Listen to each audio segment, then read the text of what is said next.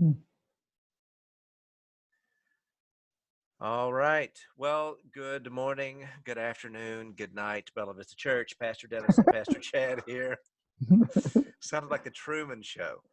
You remember Yeah, that? that's right. I And if do. and if I don't see you, good See ya. afternoon and good Good night. evening and good night. Yeah, that's right. So today we are Chad and I are going to be talking to you about isolation and solitude. Man, I think there's actually going to be some more conversations about this kind of a topic coming up later on. We thought it might be a good idea. Sometimes confession is good for the soul. Uh, so we thought it'd be That's a good right. idea to talk to you about this today. Mm. Um, so, Chad, we've talked about this a lot, and you and I would both say that this idea of TV church is not our preferred means of ministry. So, how are you liking leading worship to a camera every Sunday? Uh, well, the short answer is I don't like it at all, and you know that.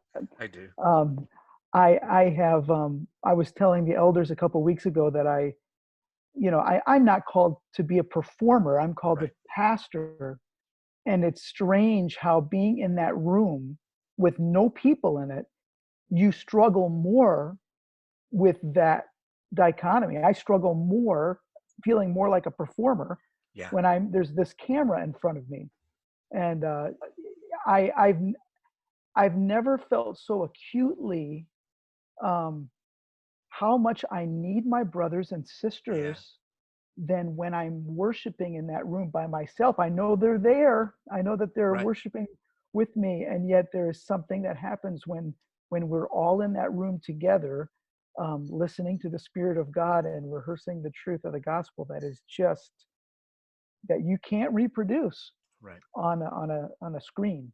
And Right. so yeah, I have found it really difficult, even though I've seen God work through it, Yeah. and in spite of it.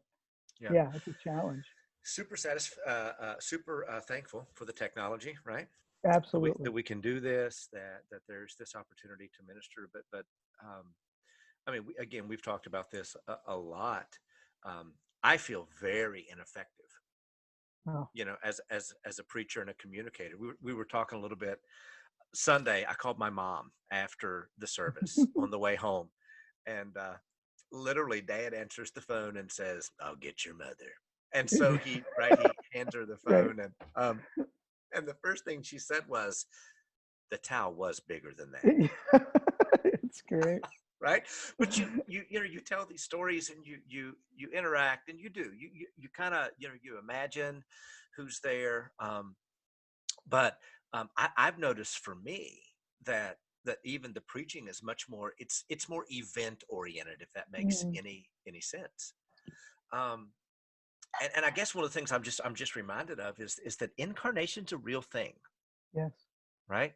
Is that it was important for Jesus to come and to put on flesh.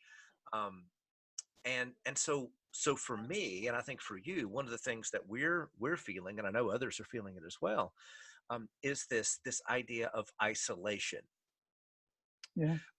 But what, I guess, right, there's a shadow side and there's a redeemed side to some of this stuff. So, Chad, how do we turn isolation into, right, maybe the curse of isolation into the gift of solitude?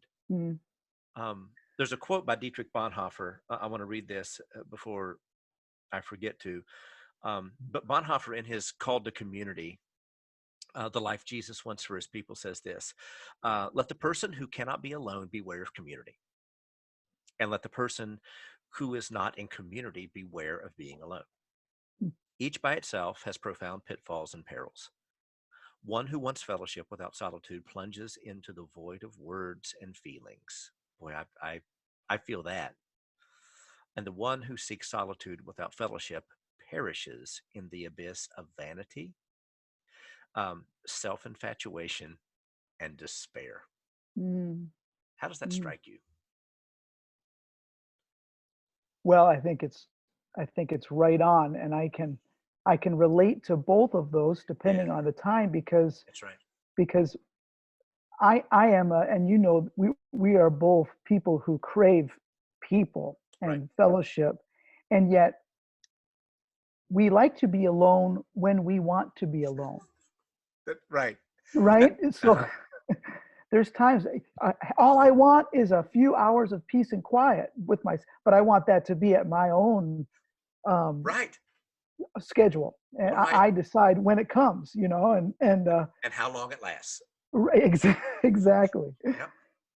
Yeah, Yeah. so I feel the shadow piece of that isolation, and even from Genesis, even from the book of Genesis, right? I mean, that's is that the first thing that we hear that God says is not good?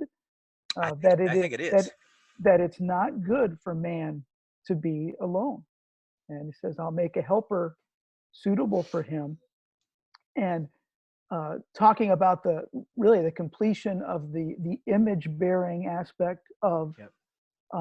male and female, and it's not even just that there's not other bodies around, because there Right. are animals, but to have another person who you understand and understands you and shares a common purpose, um, and shares that um, the call to image God, Yeah. um, to not have that, it's not good. To be it's part of the curse, isolation. Something that I was talking to Jake about this. It actually may have been a conversation that you, Jake, and maybe Brittany were a part of, but the idea of a Zaire is the Hebrew there to this, the, Mm, the suitable helper, right?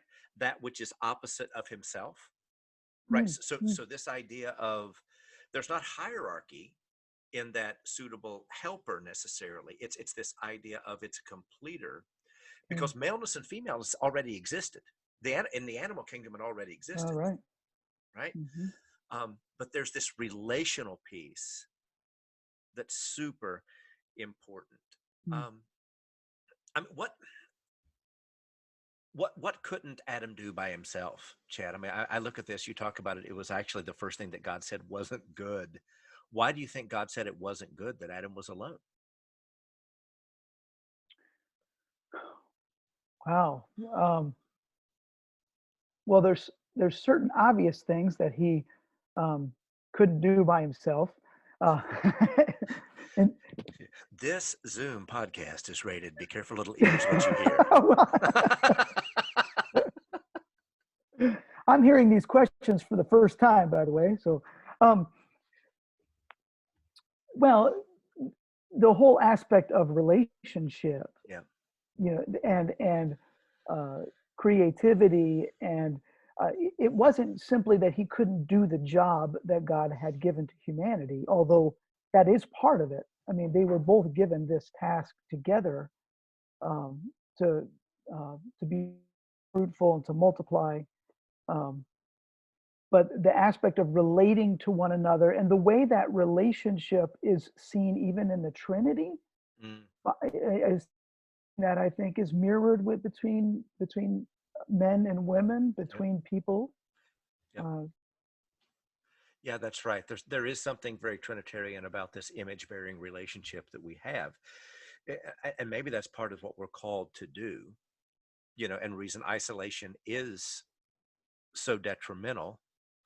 Um, so we talk about that's kind of the shadow side, but so solitude though, is mm, solitude the same as isolation, or is there a difference there, do you think? when I think of solitude, I think of, rather than isolation being something that is a part of the curse that is imposed, so it is the inability then to image God by community.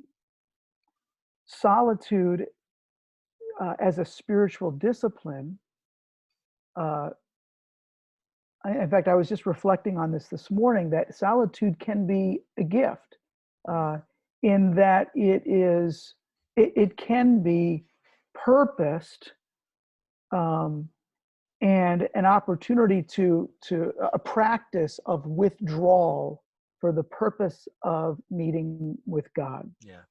the kind of thing that Jesus did on the earth. He We came see it. away. Yep. We see it over and over again. We see it where he would withdraw to pray. He would Mm, withdraw to seek the Father. He would withdraw to find stillness. Um, and there even seems to be in a couple of these occasions, especially in Mark, where there was a withdrawal specifically from the crowds. yes. They ended up finding him, right? Right. But this, what you were talking about, this removal or this stepping back from the hecticness of life. I was listening to Ruth Haley Barton, who's one of my favorite writers Mm, on the topic of the spiritual discipline of solitude and silence, and she was talking about how that this idea of solitude is an intentional pulling back from others, from our work, and from busyness. mm, And she made a statement that freneticness is not a virtue, and that really resonated with me. yeah. Yeah. um, because I think, and again, we've talked about this. Um, your personality, my personality. I think maybe even some of our upbringing plays into this. Is that accomplishment and achievement and doing is a big deal. Yeah. So much so that it's It- hard, right, to step back and to be. And maybe that's part of the issue I think that we face, is that solitude is different than isolation, because isolation is almost like something that's um, it's this forced lack of community, maybe Right. what we're feeling right now. But solitude is a purposed, and I wrote this down, is a purposed coming apart to give God our undivided attention. That's really good. um, and I was kind of reminded, we see this with Samuel at night, right? So the voice of the Lord comes and he doesn't recognize him. And I wonder, Chad, Mm, how often, at least for me, the Lord speaks and I just don't recognize him, or I don't hear him because I've got to have a music on in the background to fill up the space, or I've got to do this or got to do that. Um, but God seems to do this over and over again to his people. It comes to Samuel in the middle of the night. He calls Elijah to the cave.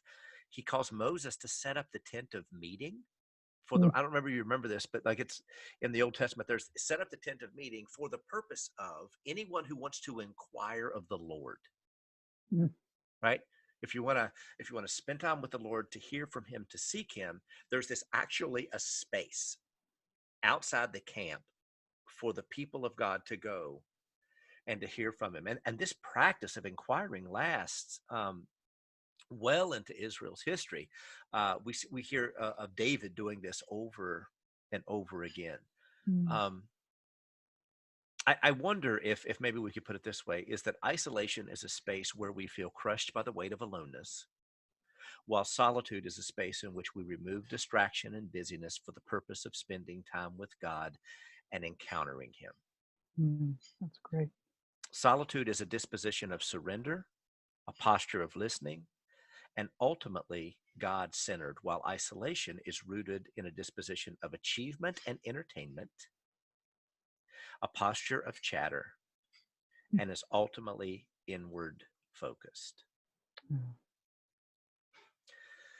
So go ahead. Go ahead. Well, I'm just struck as you give those examples of God um, giving Moses instructions on how to set up the tent of meeting, and the things we see that that that David does, that Elijah does, that Samuel, that Jesus does, that Right. they give great care to preparing the place, the setting, for so that they can go and hear from God and spend time with God. That solitude is it's a as a practice is a virtue. It's an important thing that they prepare for, and that this time that we have, God has done some of that work for us. He's given us the opportunity Yeah. for us to craft some time that way. But that it takes work. It's something that should be a priority Yeah. for us. I've been reminded at at the frenetic nature of my daily schedule, and the importance of getting away. and being Yeah. with the Lord. So, Well, and I mean, we were even talking before we started recording that the idea of so many boxes have to be ticked off before you go to bed at night, yeah. right? Um, so I told you this morning I had a conversation with Rosemary, and today, like just before this, and what was really interesting is some of this stuff. Again, she didn't know about this. She didn't know that we were recording this today. But she just asked me, Dennis, how you doing? Right? Have you gotten time away? Have you spent time with the Lord? Mm. And it was one of those things to where I don't know, probably many people have been this way, but I'm just like, Rosemary, mind your own business. Right? Leave me alone because, well, okay, if I'm honest, I really haven't, right? It's this idea of even in this isolation, Yeah. Yeah. filling myself, everything. And it just was this moment where the Holy Spirit was like, dude, this can't be all about you. Mm. It can't be all about getting stuff done. It has to be, and so for me, Martha, Martha, right? yeah, yeah, no, seriously, But that's what right? I was like, well, there's more hours now, so that means Yeah, I can accomplish more. right. And again, that's both an identity, that's a failure of realizing where my identity lies, and like Bonhoeffer says, a self infatuation. Yeah, And yeah. So I wonder for maybe this is for me, and if it's any application to you or anybody that's listening, that'd be helpful too. But I think the thing right now, even today, that the Spirit of God is calling to me is that turn is that I need to turn my attention from myself and my stuff to God, mm, right? To intentionally carve out time and moments um, where I I think one of the things, and I hear this periodically, but oh, and I can't remember where I wrote it down. Oh, quote, "I am bored" is the siren song of those who need solitude, as is "I have way too much to do." mm, mm, Right? If we find ourselves in either of those two spaces, maybe it means that we need to, right, turn our attention away from whatever it is that's clamoring for us and turn our attention to God, that's so good. to set our purpose on being alone with Him, Mm, right? Just being in His presence, to set aside doing for this idea of intimacy, and to sit still. mm, So today, at the behest of our dear sister Rosemary, I just spent some time all alone and sat still until the chattering inside my own mind faded enough to where I could find peace. Um, and this isn't easy, right? And this comes after, and to be honest, so you know this, but right, this comes after years of studying this stuff and my dissertations on this topic, right? yeah. Um, but still, so much about we can know the right things, um, but it's seeking the Lord and doing what He's called us to do. So maybe Mm, today that's the encouragement, is that in our forced isolation to find solitude is to lay down our doing for being and to purpose in our hearts to make God Himself an encounter with God, to hear from God, the eager expectation of our hearts. Anything to add before we sign off, my friend? I just wrote down here that I'm always asking my kids to redeem the time, and just been challenged today to be reminded that a day is well redeemed if it is spent at the feet of Jesus. Yeah. It's good to be Amen. with him. All right, folks, thank you so much. Thanks for tuning in once again, and Yeah, we will see you soon. We love you. Hang in I love there. you. Trade your isolation for solitude. See what Jesus does.